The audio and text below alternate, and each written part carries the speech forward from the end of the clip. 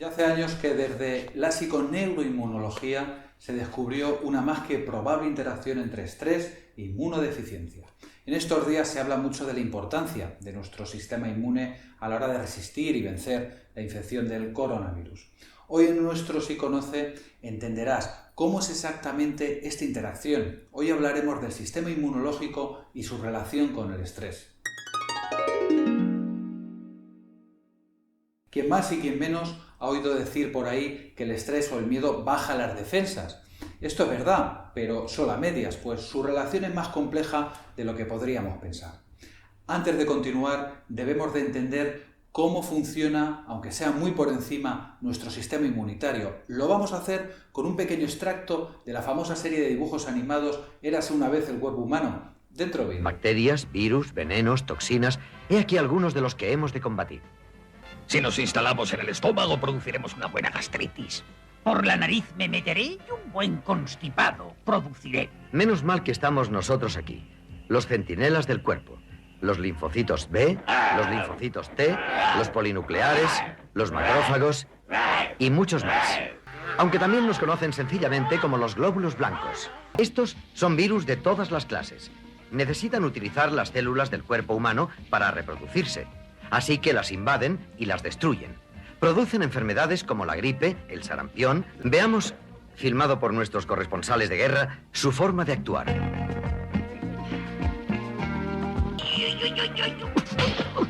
La teniente Kira, que es una brillante oficial de nuestra policía, les va a presentar ahora a algunos de nuestros amigos, de vuestros compañeros de viaje. A veces tendréis que veros obligados a penetrar en los vasos sanguíneos. Para nosotros, los linfocitos, variantes de los glóbulos blancos, es cosa fácil. Somos muy maleables. Nuestros amigos del plasma sanguíneo. Y una de nuestras más hermosas obligaciones es defender a todo este pequeño mundo de sus enemigos. Nuestro trabajo consiste en luchar contra todo lo que le es peligroso al organismo. Los intrusos, los invasores, los glóbulos blancos, somos de distintas clases. Los linfocitos de tipo B combatimos al enemigo con paracaidistas anticuerpos. Ante todo, nunca nos quedamos solos durante mucho tiempo, ya que los demás acuden enseguida. Y luego tenemos la amitosis, el desdoblamiento. Tenemos también entre nosotros unidades T, que matan. Su modo de actuar es diferente al de aquellos de entre vosotros que sean destinados a tales unidades. No olvidéis que tenéis que combatir muy de cerca al enemigo. Y no dejéis de señalar la situación a nuestra central, que dispone de armas de largo alcance. La mayor parte son nuestros fieles aliados, los polinucleares. Ellos combaten directamente y no dudan en fagocitar. Y la de nuestras preciosas auxiliares, las unidades macrófagas. Con ellas todo está limpio. Suciedad, partículas diversas, virus, bacterias. Se lo tragan todo. Entre nuestros ayudantes quisiera mencionar al pequeño interferón. Corre a informar a sus vecinos cuando una célula se haya invadida. Y les da así tiempo para preparar sus defensas.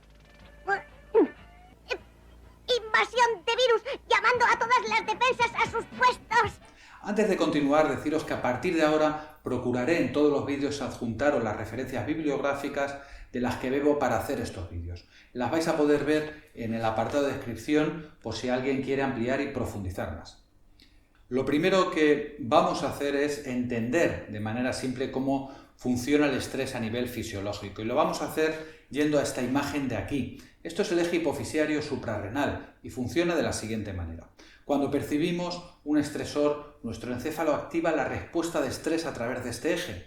Desde el hipotálamo activa la hipófisis por medio de la corticotropina, segregando esta adrenocorticotropina que a través de la médula suprarrenal segrega los glucocorticoides.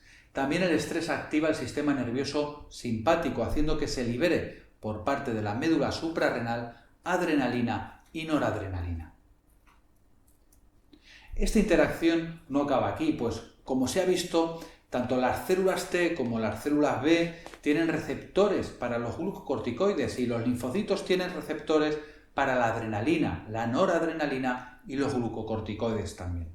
Además, muchos neuropéptidos secretados por las neuronas son también secretados por las células del sistema inmunitario. En cambio, las citocinas un tipo de sustancia química señalizadora de las que se pensaban que solo eran producidas por las células del sistema inmunitario, también se producen en el sistema nervioso. En definitiva, los mecanismos fisiológicos por los que el sistema nervioso e inmune interactúan son innumerables. Ahora, vamos a exponer la respuesta de estrés y lo vamos a hacer utilizando la teoría del síndrome general de adaptación de Selig, con esta gráfica de aquí. Esta línea azul de aquí es el nivel normal u óptimo de funcionamiento de nuestro organismo, es decir, cuando no estamos estresados.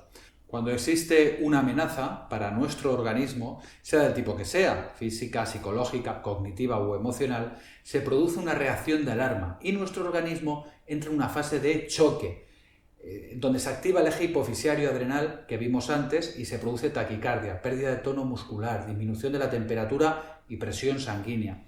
Seguidamente le viene a esto la fase de contrachoque, que es una fase de rebote donde la corteza suprarrenal aumenta su tamaño, aumentando también su actividad, incrementando los corticoides. También en esta fase se observa una involución rápida del sistema timolinfático y signos opuestos a la fase de choque, como son hipertensión, hiperglucemia, hipertermia, etc. Son los llamados signos catabólicos. Después vendrá la llamada etapa de resistencia, donde el organismo tratará de adaptarse al estresor. Aquí aumentará la resistencia al agente nocivo, a causa, eso sí, de una menor resistencia a otros estímulos. Es en esta etapa donde el organismo tratará de vencer al estresor utilizando multitud de estrategias. Es destinar recursos a la amenaza que desató la reacción de alarma puede crear vulnerabilidades que aprovechen otros agentes nocivos para atacarnos. Si el organismo no logra vencer o adaptarse al estresor y dura demasiado esa etapa de resistencia, podemos entrar en la fase del agotamiento. Esta fase de agotamiento es una de las fases de síntomas que son iguales al choque, pero caracterizados por la no recuperación inmediata del contrachoque. Es decir, que el organismo se agota y se abandona. Aquí a nivel cognitivo se producirán síntomas depresivos llenos de desesperanza. Seguro que conoceréis esas historias que los médicos observaban en los soldados heridos después de la finalización de la Segunda Guerra Mundial. Aquellos heridos que habían perdido la guerra se recuperaban mucho más tarde, tenían más complicaciones en sus heridas por las infecciones que cogían o poseían mayor tasa de mortalidad que aquellos que habían ganado. Otras investigaciones han demostrado que el miedo y el estrés previo a una intervención quirúrgica se ha relacionado con un posoperatorio más lento, incluido el retraso en la curación de las heridas. O un estudio también en el que se observó que estudiantes universitarios referían más infecciones respiratorias durante los exámenes finales. Segerstone y Miller hallaron que los efectos del estrés sobre la función inmunitaria dependía del tipo de estrés. Encontraron que estímulos estresantes agudos o breves, por ejemplo, aquellos que duran menos de 100 minutos, como hablar en público, competiciones deportivas, etc., realmente producían mejoras en la función inmunitaria.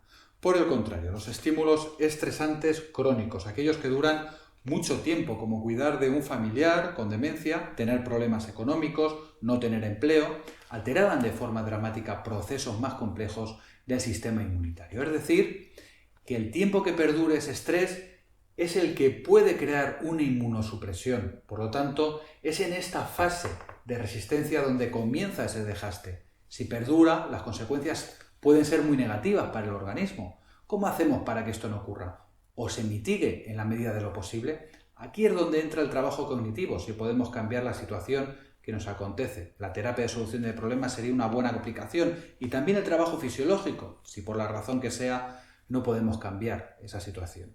Aquí entrarían las terapias de aceptación y compromiso y los ejercicios de relajación para reducir los síntomas de elevada ansiedad y estrés. Para resumir rápidamente y ahora sí entender esta relación entre el estrés y el sistema inmunológico, nada mejor que esta metáfora de la fortaleza y sus amenazas. Este ejército que se aposta a la muralla son los virus, bacterias, etc. El castillo es nuestro organismo y la muralla es nuestra defensa, donde se sitúa nuestro sistema inmunitario, que son los centinelas de esta muralla. Contra más avanzamos en edad, nuestro sistema inmune se va desgastando. Si tenemos enfermedades como el VIH, nuestro sistema inmune se merma. Y así un largo etcétera de circunstancias que mermarían esas defensas, haciéndonos más vulnerables al ataque de los patógenos. ¿Y el estrés? ¿Qué ocurre cuando entramos en una situación de estrés crónico que perdura en el tiempo? Pongamos, por ejemplo, que dentro de la fortaleza comienzan a ocurrir problemas, una casa que se cae, un motín, circunstancias estas que provocarán que se destinen muchas energías y medios para solucionarlos, haciendo que la muralla no esté tan defendida como antes y más vulnerable, aumentando por tanto la probabilidad de ser infectado o invadido. El estrés tiene una importante influencia a la luz de muchas investigaciones, pero como otras variables, esta influencia también tiene sus límites. Desde luego que es un factor importante, dentro de otros muy importantes para explicar las vulnerabilidades ocasionales de las que podemos ser víctimas en nuestros sistemas inmunes. En próximos Si Conoces hablaremos de las estrategias psicológicas con las que podremos armarnos y luchar así contra las adversidades de la vida. Suscríbete si no quieres perderte ninguno de estos vídeos. Hasta el siguiente Si Conoces.